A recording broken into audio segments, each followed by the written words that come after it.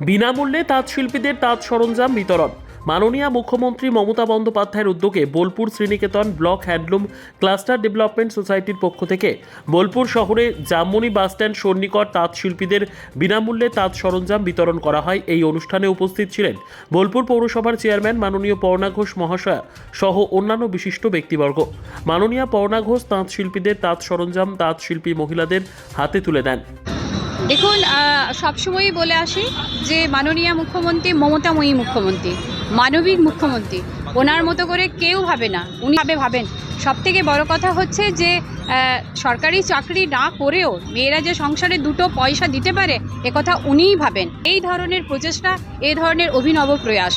দেখুন, আজকে তো বিনামূল্যে এখানে তাঁত যন্ত্রগুলো প্রদান করা হলো, তো সেখান থেকে এক একটা মহিলা রোজগার করে সংসার থেকে বড় কথা আর কি হতে পারে বলুন।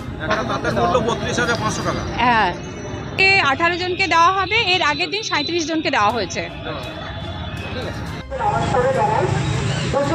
ভালো কথা বলেছে যে আধিকারিকদের এসব মেয়েদের পাশে দাঁড়িয়েছে, কিন্তু দেখুন যুগ যুগ ধরে একটা কথা চলেই আসছে যে রাঁধে সে চুলে রাখে একমাত্র মেয়েরাই পারে।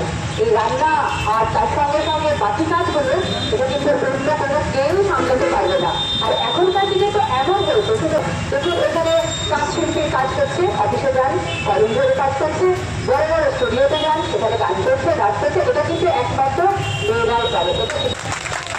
আর দেখুন সবাই যে সরকারি চাকরি করবে এমন কিন্তু নয়, সরকারি চাকরি পাওয়া সমস্ত মেয়েদের পক্ষে জোটেও না।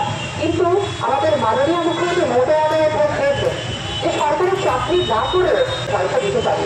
এটা তো ঠিক যে মেয়েরা কিন্তু একটা সংসারে লাঞ্ছিত বঞ্চিত, কেননা শ্বশুর বাড়িতে এরকম কথা শুনতেই হয় যে তুমি তো বসেই থাকো, আর যদি আমার ছেলেটা একটা চকলেট চায় তো তার বাবার কাছেই পয়সাটা চাইতে হয়।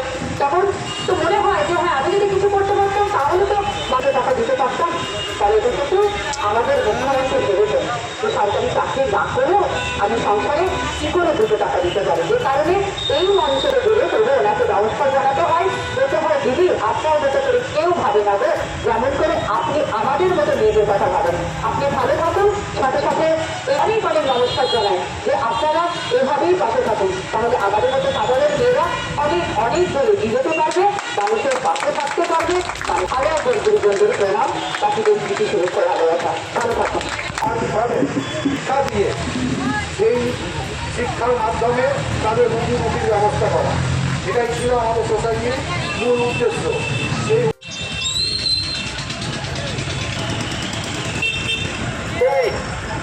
আপনারা সকলে আসুন, তহমিনা খাতুন, আপনি তহমিনা খাতুনকে পর্ণা ঘোষ মহাশা, বৈঠকে পর্ণা ঘোষ মহাশা আমাদের পৌরমাতা, উনি তহমিনা খাতুনকে তার করতে